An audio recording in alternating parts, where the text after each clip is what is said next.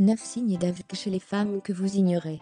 Notre corps est une puissante machine qui nous informe lorsque des dysfonctionnements entravent certains organes. Un arrêt vasculaire cérébral, communément appelé AVC, peut survenir de façon soudaine, quand le cerveau est privé d'oxygène pendant une période plus ou moins longue. En France, on considère que près de 140 000 personnes sont atteintes d'un AVC chaque année. Cette urgence vitale représente la première cause de mortalité chez la gente féminine. En outre, une prise en charge rapide maximise les chances de s'en sortir. Dans ce sens, passons en revue les 9 signes précurseurs d'un AVC chez la femme. L'AVC peut survenir lorsqu'un vaisseau sanguin dans le cerveau se rompt ou s'obstrue par un caillot sanguin. En conséquence, le cerveau se retrouve privé d'oxygène et peut subir des dommages irréversibles.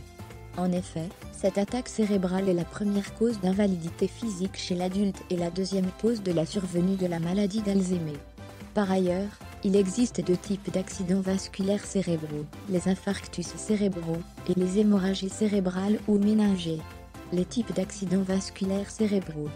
Les infarctus cérébraux. On estime que 80% des AVC sont dus à des infarctus cérébraux, aussi appelés AVC ischémiques. Ce type d'accident se manifeste lorsqu'une artère cérébrale est obstruée par un vaisseau sanguin. La victime peut alors garder des séquelles plus ou moins graves. Cette attaque cérébrale peut être causée par des troubles du rythme cardiaque, une rupture de la plaque d'athérome, une atteinte des petites artères cérébrales, ou encore une dissection des artères carotidiennes et vertébrales. Dans de rares cas, l'AVC ischémique apparaît suite à l'obstruction d'une veine par un caillot de sang, une thrombose veineuse cérébrale. Les hémorragies cérébrales et méningées. 20% des AVC sont d'origine hémorragique. Cette attaque survient lorsqu'une artère cérébrale se rompt. Cette dernière peut être située au niveau du cortex cérébral ou des méninges.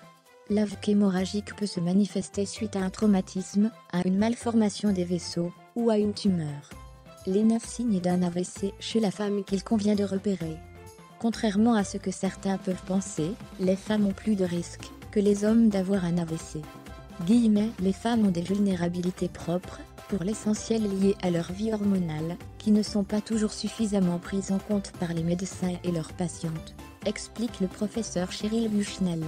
Selon nos confrères du Figaro, certains signes sont communs aux 2 sexes, des étourdissements, des difficultés lors de la prise de parole, problèmes d'articulation ou difficultés à trouver les mots point. Une paralysie brutale d'un membre ou d'un côté du corps, des troubles de l'équilibre, une faiblesse musculaire. Certains symptômes sont par contre spécifiques à la gente féminine, indique le média, un hoquet qui se manifeste plusieurs fois par jour, des maux de tête persistants, une douleur dans la poitrine, un engourdissement de tout le corps. Les femmes ne devraient pas ignorer ces symptômes et espérer qu'ils passeront, prévient le Dr Green Chando, directrice du département en soins neurologiques à Wexney dans l'Ohio. Connaître les facteurs de risque pour mettre en place les moyens de prévention nécessaires pour prévenir la maladie. Une meilleure connaissance des facteurs de risque est indispensable.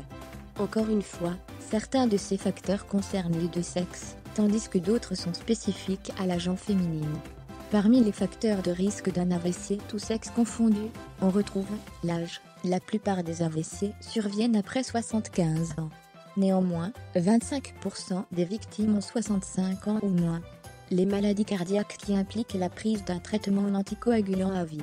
L'hypertension artérielle, l'hypercholestérolémie, le diabète, le tabagisme, l'excès d'alcool, le manque d'exercice physique. Les facteurs de risque chez les femmes.